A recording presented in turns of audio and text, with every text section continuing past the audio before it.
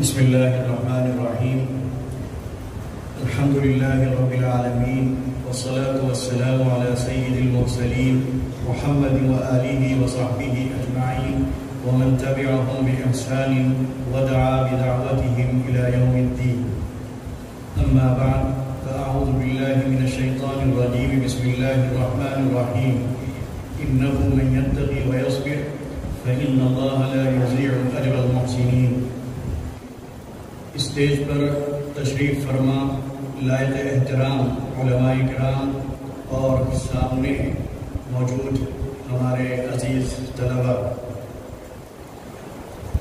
عربی کے اس پروگرام میں اردو کی دخل اندازی یقیناً تعجب خیز ہے، لیکن آپ حضرات نے جو تقریریں کی ان کا جوش دیکھ کر، ان کی طلاقت دیکھ کر، ان کی روانی دیکھ کر اور ان کا وہ خطابی اسلوب دیکھ کر، آپ کا لہجہ اور تلفظ دیکھ کر بڑی ہمت چاہیے اس زبان میں بولنے کے لیے، اور وہ ہمت، وہ اعتماد، وہ مشق مجھے ایسا محسوس ہو رہا ہے کہ شاید میرے اندر نہیں ہے۔ لکھنا الگ ہے اور بولنا الگ ہے۔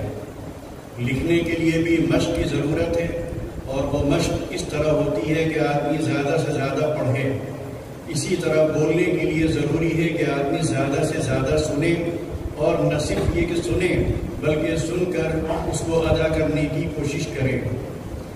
تو میں آپ حضرات کو مبارکباد دیتا ہوں کہ آپ حضرات شروع سے اس میدان میں آپ نے قدم رکھا اور آپ اس کی مشق کر رہے ہیں۔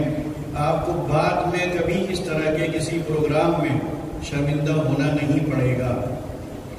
بس میری آپ سے ایک درخواست یہ ہے کہ تقریریں تو آدمی کرتا ہے، لیکن اپنی بعد کی زندگی میں، جو آپ فراغت کے بعد کی زندگی میں قدم رکھیں گے، کوشش یہ کریں کہ جو بات آپ کہیں، جو تقریر آپ کریں یا جن خیالات کا آپ اظہار کریں، آپ خود بھی اس پر عمل کرنے کی کوشش کریں۔ ایک شعر بلکہ دو شعر یہ ہمیشہ یاد رکھیں، بڑا اس میں ایک پیغام ہے کہ باعث کا ہر ارشاد بجا، تقریر بہت دلچسپ مگر آنکھوں میں سرور عشق نہیں، چہرے پہ یقین کا نور نہیں۔ تو یہ چہرے پہ یقین کا نور بھی ہونا چاہیے اور آنکھوں میں سرور عشق بھی ہونا چاہیے۔ بات صرف لفظ تک نہ رہے بلکہ وہ عمل میں ڈھلنا چاہیے، اور سب سے پہلے اس کا اظہار خود خطیب کی زندگی سے ہونا چاہیے۔ تب آپ کی باتوں میں وہ تاثیر ہوگی، تب آپ کی باتیں لوگوں کے دل پر اثر ڈالیں گی، تب لوگوں کو توفیق ملے گی، تب لوگوں کو صحیح رہنمائی ملے گی۔ اس موقع پر میں نے قرآن کریم کی ایک آیت پڑھی ہے جو سورہ یوسف کی ہے۔ بس میں اس آیت کی روشنی میں اپنے عزیز طلبہ سے کچھ اپنی گزارشات اس کی روشنی میں رکھنے کی کوشش کروں گا۔ یہ آیت جو یوسف علیہ السلام کے اس واقعے کے ضمن میں آئی ہے، یہ آیت ہر طالب علم کو اپنی گرہ میں باندھ لینا چاہیے۔ یہ آیت ایک بسلی میں لکھ کر ہر اس جگہ پر لٹکا دینی چاہیے جہاں سے وہ صبح و شام گزرتا ہو۔ یہ کامیابی کی کنجی ہے، کامیابی کی ضمانت ہے۔ ذرا آپ سورہ یوسف کو پڑھیے اور یوسف علیہ السلام کے اس واقعے کو ذہن میں رکھیے، کہاں سے ان کی شروعات ہوتی ہے۔ آپ سوچئے کہ حسد کرنے والا کون، دشمنی کرنے والا کون، جان لینے والا کون؟ تو ان کے بھائی ہیں، کوئی غیر نہیں ہے۔ آدمی دوسروں سے لڑ سکتا ہے، باہر والوں سے مقابلہ کر سکتا ہے، لیکن گھر والوں کا مقابلہ، گھر میں حسد کرنے والے ہوں، گھر میں جان کے پیاسے ہوں، گھر میں دشمن موجود ہوں، کیا حال ہوگا یوسف علیہ السلام کا؟ اب آپ سوچئے، ہم تھوڑی سی دشمنی یہاں دیکھ رہے ہیں اس ملک میں، وہ باہر کی دشمنی ہے، تب ہم پریشان ہو رہے ہیں، تب ہم حیرت میں پڑے ہوئے ہیں کہ ہم کیسے اس ماحول سے اپنے کو نکالیں۔ لیکن یوسف علیہ السلام کے لیے اپنا گھر ہوتے ہوئے بھی وہ گویا بے گھر ہے، بھائی کے ہوتے ہوئے بھی وہ بغیر بھائی کے ہیں، وہ بھائی جو مدد کرتا، جو سہارا بنتا، جو ان کی ہمت بڑھاتا، جو ان کے کام آتا، جو ان کا ہر طرح کا تعاون کرتا، وہی بھائی، اور ایک نہیں، سب کے سب ان کے خون کے پیاسے ہیں۔ اس کے بعد کس طرح ان کے ساتھ برتاؤ ہوتا ہے، کس طرح ان کو کنویں میں ڈالا جاتا ہے، پھر کس طرح کنویں سے ان کو نکالا جاتا ہے، اور پھر نکال کر کس طرح ان کو سستے داموں میں بیچا جاتا ہے، اور اس طرح وہ ہوتے ہوئے عزیز مصر کی کوٹھی میں پہنچتے ہیں، اس کے محل میں پہنچتے ہیں، اور پھر سب سے بڑی آزمائش وہاں ان کو پیش آتی ہے۔ وہ آزمائش، اس کا تصور بھی ہم نہیں کر سکتے۔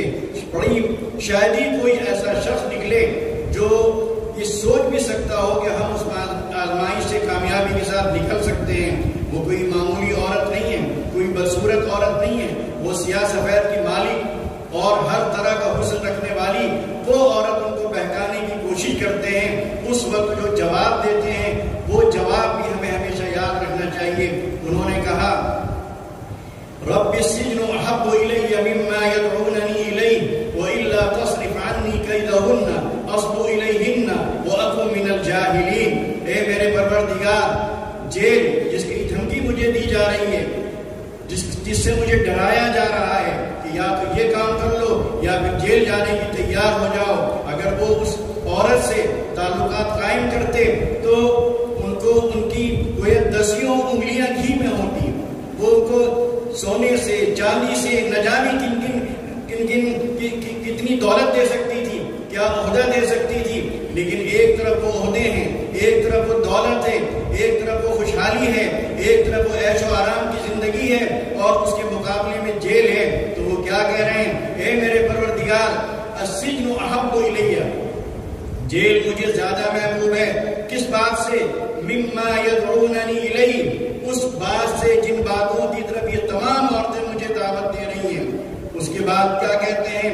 یہ چیز بھی غور کرنے کی ہے کہ وہ یہ کہہ سکتے تھے کہ مجھے کوئی شیطان بہکا نہیں سکتا، کوئی عورت مجھے برگلا نہیں سکتی، میں ایسا ہوں، میں ویسا ہوں۔ انہوں نے یہ نہیں کہا۔ ان کی تواضع دیکھیے، ان کی خاکساری دیکھیے، ان کی عاجزی دیکھیے، ان کا ایمان اور یہ یقین دیکھیے کہ بنانے والی ذات خدا کی ہے، بگاڑ اور صحیح راستہ بتانے والی ذات خدا کی ہے، صحیح راستے پر چلانے والی ذات خدا کی ہے، توفیق دینے والی ذات خدا کی ہے، اس مشکل مرحلے سے نکالنے والی ذات خدا کی ہے۔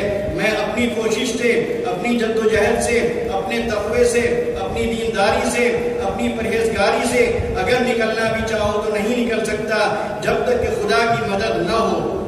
تو یہ پیغام بھی ہم کو ملتا ہے، کبھی اپنے اوپر ناز نہ کیجئے، کبھی اپنے اوپر فخر نہ کیجئے، کبھی اپنے اوپر گھمنڈ نہ کیجئے، کبھی اترائیے نہیں، کبھی اپنی طاقت پر، اپنے علم پر، اپنی دینداری پر اور اپنی عقل اور اپنی ذہانت پر کبھی بھروسہ اور توکل نہ کیجئے۔ خدا سے مانگیے، وہی اس موقع ہر موقع پر کام بنانے والا ہے۔ کیا فرمایا کہ اے اللہ، اگر آپ نے مجھے ان سے نہیں بچایا تو میں بہک سکتا ہوں، میرا دل ان کی طرف مائل ہو سکتا ہے، کیونکہ دل تو دل ہے، اس پر کسی کا بس نہیں چل سکتا۔ اے اللہ، بس تو ہی اس موقع پر مجھے بچا لے۔ تو یہ ایک آیت جو میں نے آپ کے سامنے رکھی ہے کہ تقوی اور صبر، اگر یہ دو چیزیں ہم اپنے اندر پیدا کرنے میں کامیاب ہو جائیں تو انشاءاللہ اپنی اس زندگی میں اور اپنے مستقبل میں انشاءاللہ کہیں پر بھی ہمیں کوئی نقصان نہیں پہنچے گا، نہ ہم کو پہنچے گا، نہ ہمارے دین کو پہنچے گا، نہ ہمارے خاندان کو پہنچے گا، نہ ہمارے ادارے کو پہنچے گا۔ بس سمجھنے کی ضرورت یہ ہے کہ تقوی کیا ہے۔ تقوی صرف خدا سے ڈرنے کا نام نہیں ہے، تقوی نام ہے کہ خدا سے اتنی محبت انسان اپنے اندر پیدا کر لے کہ ہر وقت اس کو یہ خیال رہے کہ کوئی کام مجھ سے ایسا نہ ہو جائے جس سے میرا خدا مجھ سے روٹ جائے، میرا خدا مجھ سے دور ہو جائے، میرا خدا مجھ سے اپنا ناطہ توڑ لے۔ تقوی صرف ڈر کا نام نہیں ہے، محبت کی انتہا کی محبت، ایسی محبت کہ آپ کی سوتے میں چونک جائے کہ کہیں ایسا کام تو نہیں ہو گیا کہ خدا مجھ سے روٹ گیا ہو۔ تو محبت کے ساتھ یہ ڈر ہونا چاہیے۔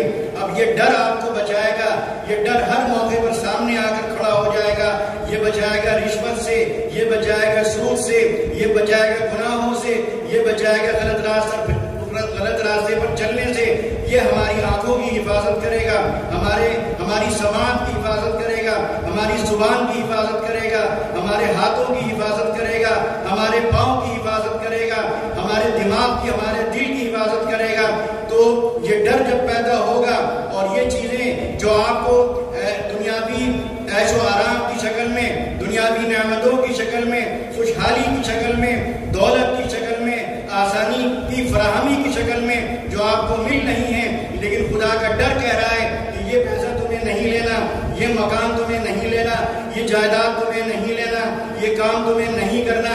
اب یہاں پر کون چیز آپ کو روک سکتی ہے، کون چیز آپ کی مدد کر سکتی ہے؟ اس کی اب ضرورت پڑے گی صبر کی. تو تقویٰ اور صبر، اگر یہ دو چیزیں لے کر ہم چلیں گے تو انشاءاللہ ہم ایک سچے اور پکے مسلمان بن کر اس دنیا میں رہیں گے اور آخرت میں انشاءاللہ سرخرو ہوں گے. ان چند گزارشات پر میں اپنی بات ختم کرتا ہوں. وآخر دعوانا ان الحمدللہ رب العالمین.